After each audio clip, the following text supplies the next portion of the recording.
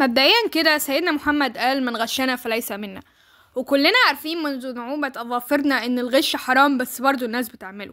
واحد عشان فاكرين إن الغش حرمانيته قليلة، 1.5 بس، مش زي السرقة مثلا حرمانيتها 15. وهنا أمير منير اتكلم عن الحتة دي، حتة تقدير الحرام حسب هل هو حرام قوي ولا حرام بس. بصوا يا اخواتي، مع ربنا سبحانه وتعالى ما ينفعش نتعامل معاملة هو الذنب ده بكام لا مؤاخذة. يعني اخش النار قوي ولا لسعة ولا يعني ايه؟ لان الذنوب ما بنتعاملش معاها كده. اي ذنب في حق الله عز وجل فهو ذنب. ربنا قال لا تفعل، يبقى لا تفعل. وقعت يبقى قاوم نفسك. لكن تبص للذنب وتستهين بيه وتتعامل معاه على انه يعني حاجة صغنونة. النبي صلى الله عليه وسلم قال إياكم ومحقرات الذنوب فإنهن يجتمعن على الرجل حتى يهلكنه.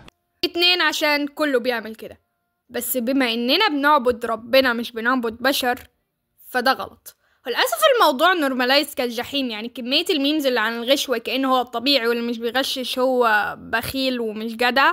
يعني حرفيا وانا في 3 ثانوي قابلت عدد كبير من المدرسين ولا واحد منهم أنكر الغش في الامتحانات، بيتكلموا عنه كأنه واقع أو إنه فرصة ليكو.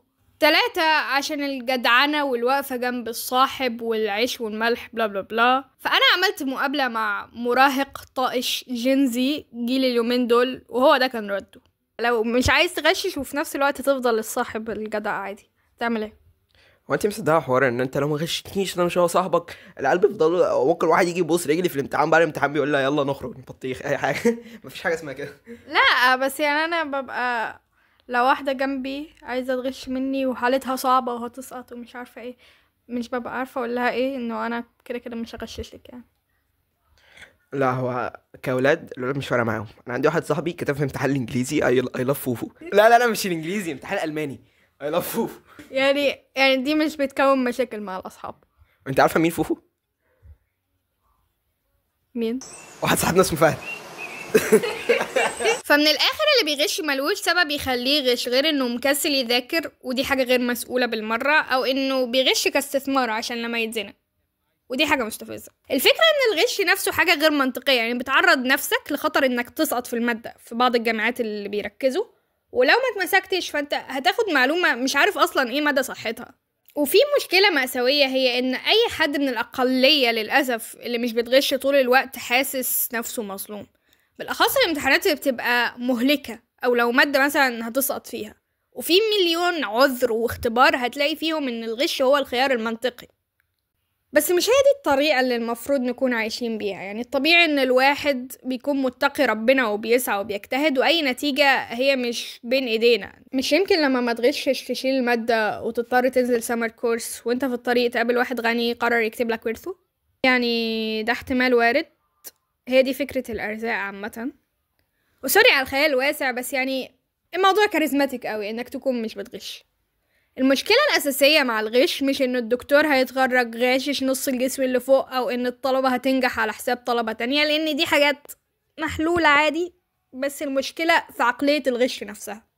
يعني إيه اللي يخلي الأهالي اللي بتقول معلش سيبه يغش امتحانات صعبة وهو مش مركز دلوقتي ما تقولش بعد 20 سنة معلش سيبه مش عارفة يشخص العيان تشخيص غلط عشان يسترزق؟ يعني انت لما بتضيع وقتك عشان تدور حد يصلح لك موبايلك وما ينصبش عليك، وتدور على مدرس يتقي ربنا وما ينصبش عليك في فلوس ومراجعات ومذاكرات ملهاش لازمه، وتخاف وتراجع كتير قبل ما تشتري اي حاجه عشان محدش يطلع بيغشك، ده كله بسبب ايه غير عقليه الغش اللي موجوده بينا وليها مليون تبرير. ونفس اللي شاف الغش صغير في الامتحانات هيشوفه صغير في شغله.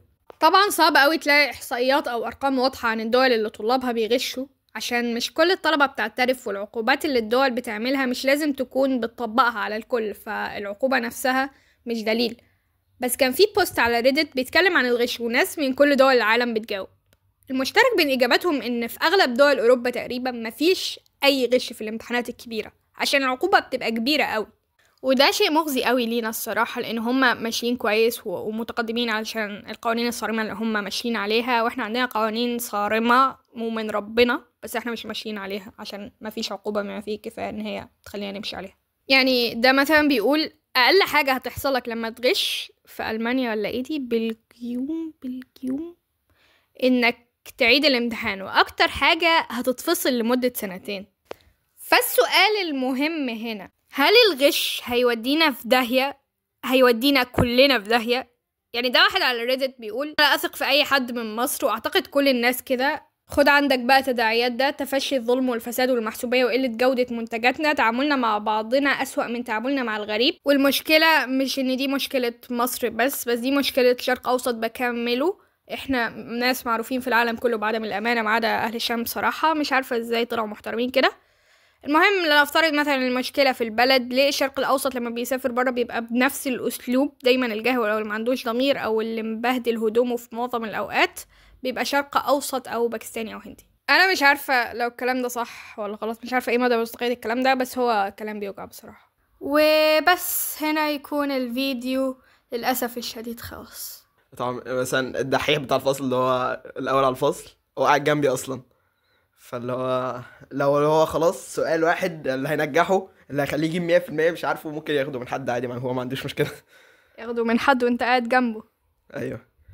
مين الحد ده؟ ما اكيد مش انا، هو مش عارف السؤال انا عارفه.